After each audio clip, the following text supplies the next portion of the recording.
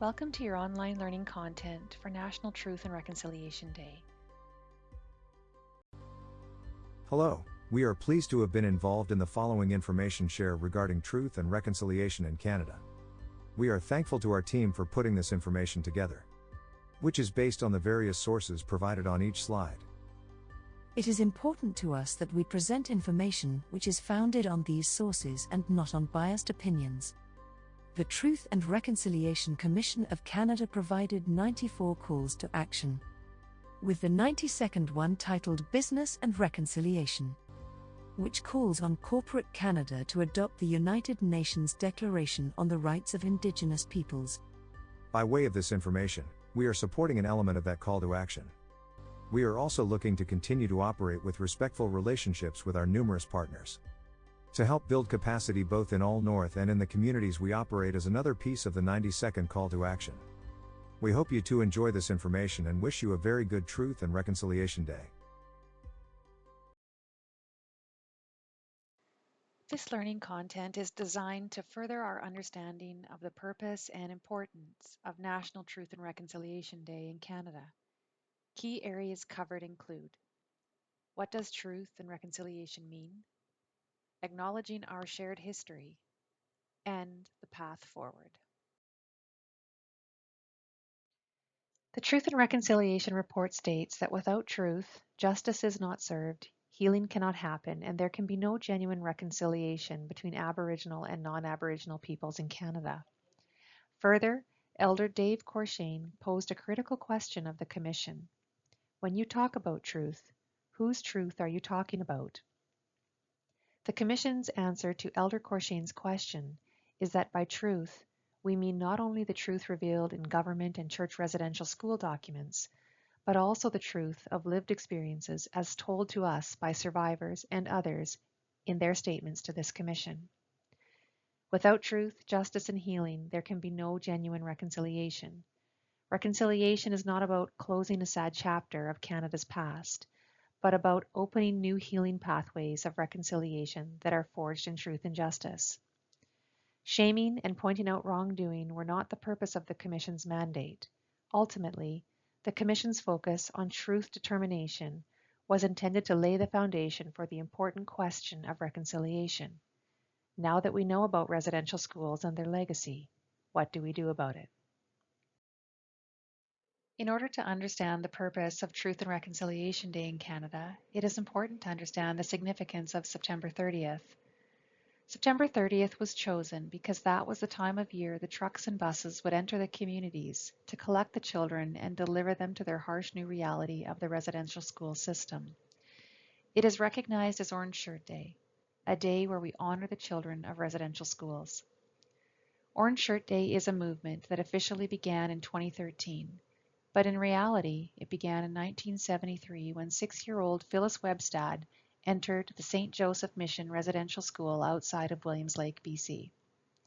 She was gifted a brand new orange shirt from her grandmother for her first day of school, but upon arrival, she was stripped of her new shirt and required to wear the school's institutional uniform, never to see the shirt again.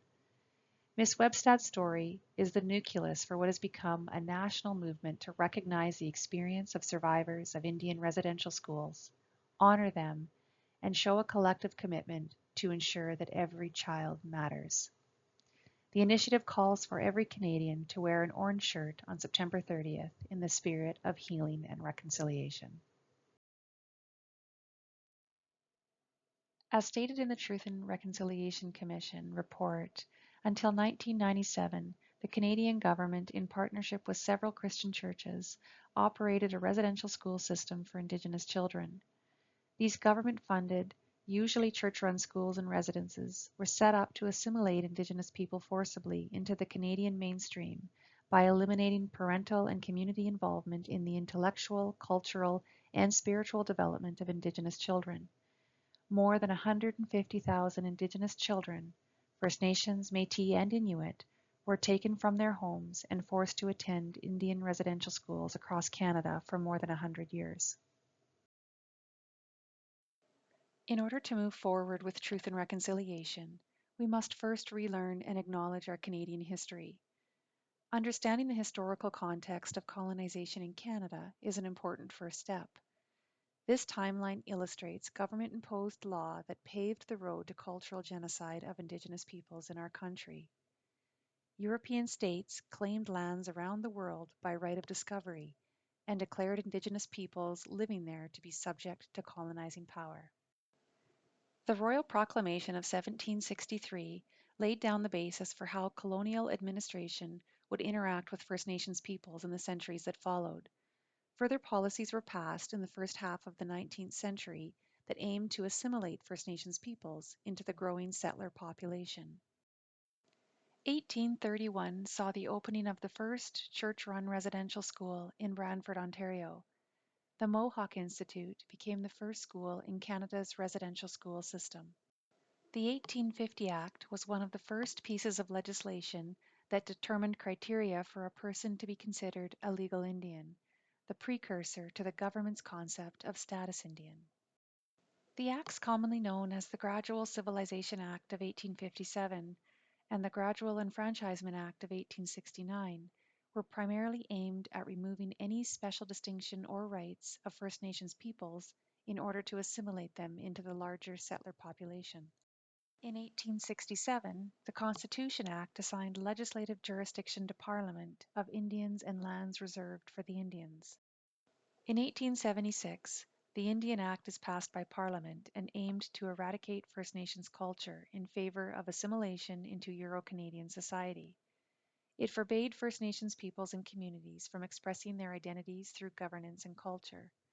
Additionally, in 1876, the Gradual Civilization Act became part of the Indian Act and gave the government sweeping powers with regards to First Nations identity, political structures, governance, cultural practices, and education. The Act also reinforced status Indians to voluntarily give up status and treaty rights in order to have voting rights. The Act also made it illegal for First Nations peoples to practice religious ceremonies and various cultural gatherings. Further, status Indian women were barred from voting in band council elections. Yet another eradication of important Indigenous culture and ceremony where women were once central to the community's welfare. The Indian Act heavily favored male power and disempowered traditional Indigenous matriarchies, which exposed Indigenous women to extreme violence. An ongoing legacy of this disempowerment and exposure is seen with a modern epidemic of murdered and missing Indigenous women. In 1907, after visiting 35 residential schools, Dr. Peter Henderson Bryce, Chief Medical Officer for Canada's Department of the Interior and Indian Affairs, reveals that Indigenous children are dying at alarming rates, with the mortality rate of enrolled students as high as 25%. This number climbs to 69% after students leave school. He submitted a report critical of the health conditions in residential schools and blamed the federal government for negligence that led to the high death rates. He offered recommendations for improving the conditions in the schools. However, these recommendations were dismissed by Duncan Campbell Scott, who was the head of Indian Affairs at the time. In 1920, Duncan Campbell Scott made attendance at residential schools mandatory for every First Nations child between the ages of 7 and 16. The policy was also inconsistently applied to Métis and Inuit children. By 1930, more than 80 residential institutions are in operation across Canada.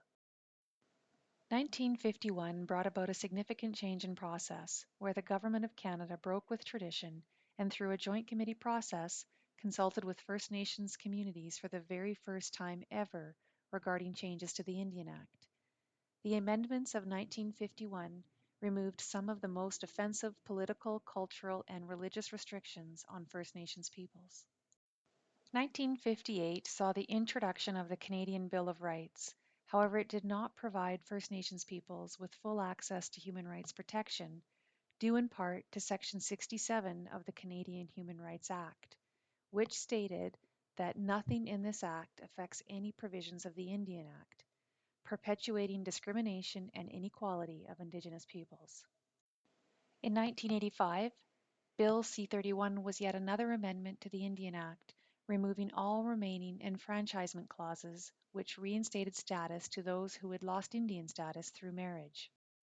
In 2008, Prime Minister Stephen Harper delivered the Statement of Apology on behalf of Canadians for the Indian residential school system.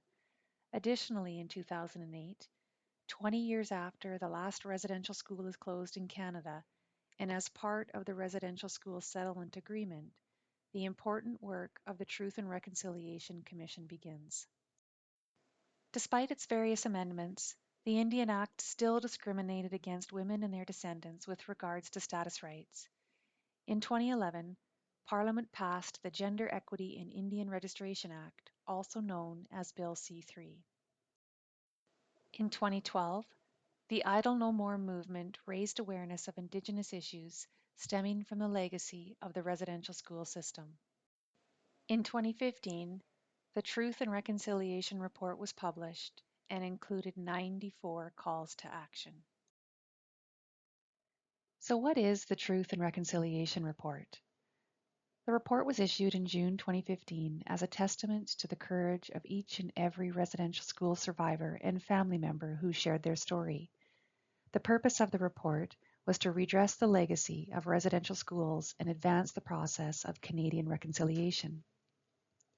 The report clearly identifies 5 areas of focus: child welfare, education, language and culture, health, and justice.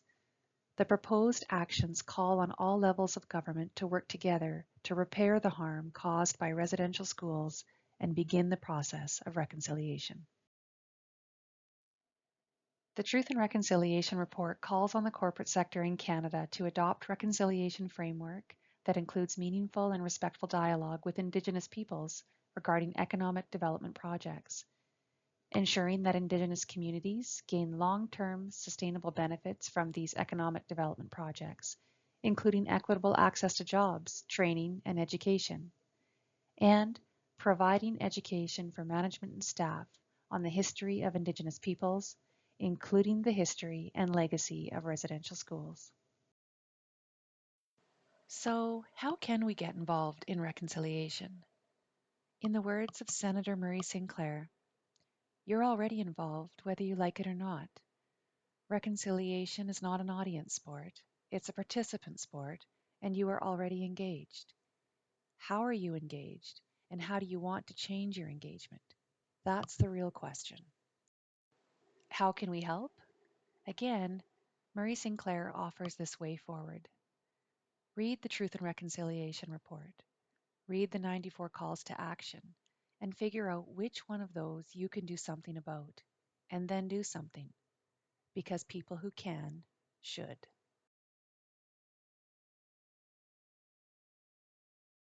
Should you wish to review the content provided in this presentation in more detail, the links are available here. Additionally, there are a number of cinematic experiences that tell the story of Canada's history. Children of God and Indian Horse are 2 such examples.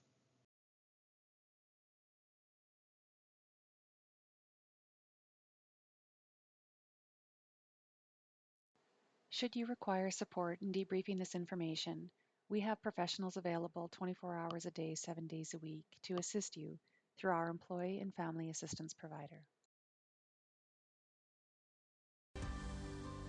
This completes your online learning content. We hope you have enjoyed your learning journey.